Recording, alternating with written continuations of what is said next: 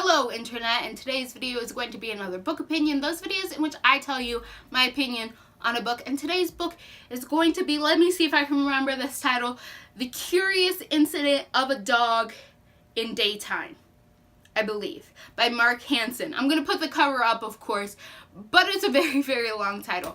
This was an interesting book for me. I'm still not quite sure how to feel about this book, but I do think that if you are interested in novels that discuss mental disabilities, then you will probably really enjoy this book. As far as I can tell, this is a very honest depiction of it. I haven't looked into this author to see if this comes from like own voices or him like being very connected to this sort of idea, but let's get into this book. So this is a pretty short novel about a young boy. He's 15 years old and he is living in England. However, he has mental disability where he cannot recognize facial expressions. All faces look exactly the same. He can't tell you if you're mad, if you're sad, if you're angry. He has no ability to kind of understand body language and facial expressions or anything like that. And if you're a human who talks to other humans, you kind of know that is a very important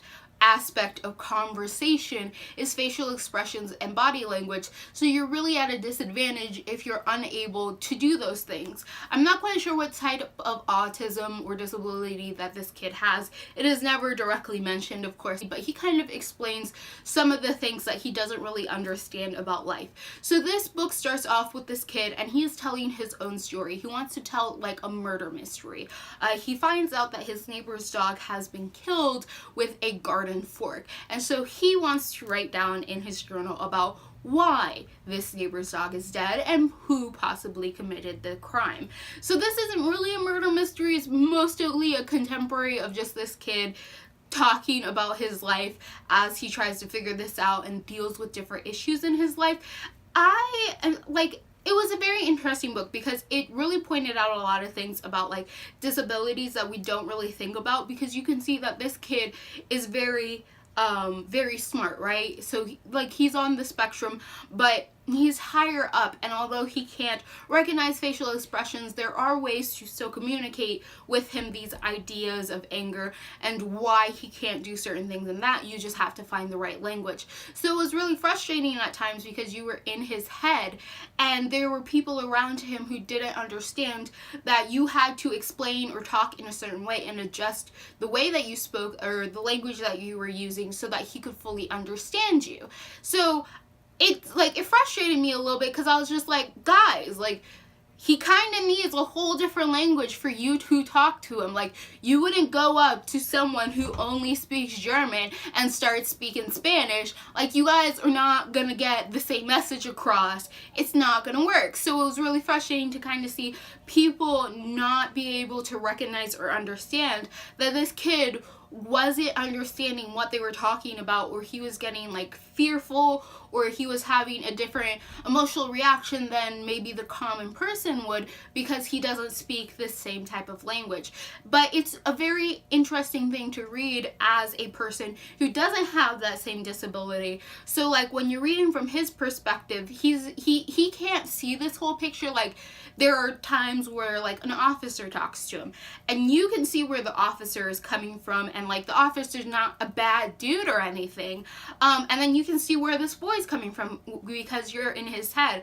And these situations in which like their differences clash really badly because the boy cannot understand what the officer is asking or why he's doing what he's doing, and you can understand both this kid and the officer, you're kind of just frustrated because you're like, you know, the kid can't see the whole picture because he's kind of not able to see what's going on and why it's happening, but you're also kind of really mad at the officer because you're just like, dude, like, don't you get, like, he doesn't think like you or me. Like, you have to talk on his level. That's not like talking down, but I don't know, you have to adapt your language to different people, whether or not they have disabilities. You kind of have to adapt what language you use and how you talk and like what expressions you emote around different people. And it kind of frustrates me that in certain occasions we will adapt and modify our behaviors, but in others we're just like, no, that's a lost cause, they're just a weirdo, when it's really not that hard, right? So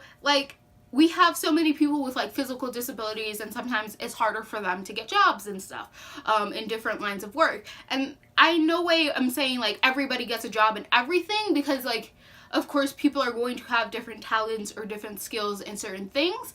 But if we can make allowances for people who wear glasses, which is a disability, because like a lot of people who wear glasses are practically blind and they could only see clearly enough when they are wearing their glasses, then I think we can make allowances for different types of disabilities, whether or not they be physical or mental ones. Like if we can make a world that functions with certain types of disabilities, why can't we make that same effort with other ones? Like, why is only some acceptable and praised while others are tossed on the wayside and you're just a weirdo who makes everyone else's life harder?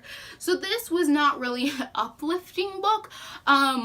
If you're not this boy, like if you're this boy, I kind of felt a little bit of sad, because I was like, this kid may not be able to understand like what's happening in his world, because there's some messed up stuff with his parents that this kid may not be able to fully recognize, because he can't read body language and expressions, and half of what these characters do and how they act around this kid is heavily implied in these body languages and the tones of voice that they're using that this kid can't fully recognize. So you as a reader get a really deeper picture, and then this kid can, because no one's going to take the time to explain these things to him. So it kind of like, it was kind of a downer for me, okay? It was. Like, this isn't a sad book to say, but it was kind of a downer for me personally, because I was just like, this kid is not going to know that there are certain things happening in his life that just, they're not the best things to be happening, but because of his disability and because no one's going to bother to explain it to him in terms that he may be able to recognize and understand, like, he's just flying blind here, and he shouldn't have to fly blind. And also, I was really mad at these parents. I was just like, why are you making this all about you? I think parents have a bad habit of making the issues of their children all about them, whether it's like a disability or it's their kid being sick or anything that's happening to their kid. It's not so much about what the kid's going through, it's like what the parent is going through because what the kid is going through. And that sort of bothers me. So I hope I don't become a parent like that if I am a parent. But like, I feel like it's the curse of being parents. Like, parents think that they're the only ones struggling in the situation when the situation is happening to the child themselves. So that was something that like just kind of frustrated me, because I was just like, Dad, Mom, like, you need to understand that your kid is struggling. This isn't just about you and your hard lives and stuff. But at the same time, it was like, parents are human beings too, so I couldn't like be too hard on them, but I was still like, like I was frustrated. So at the end of the day, I think this book is really interesting if you are interested in books that have a pretty realistic and honest depiction, as far as I can tell personally, of a form of autism.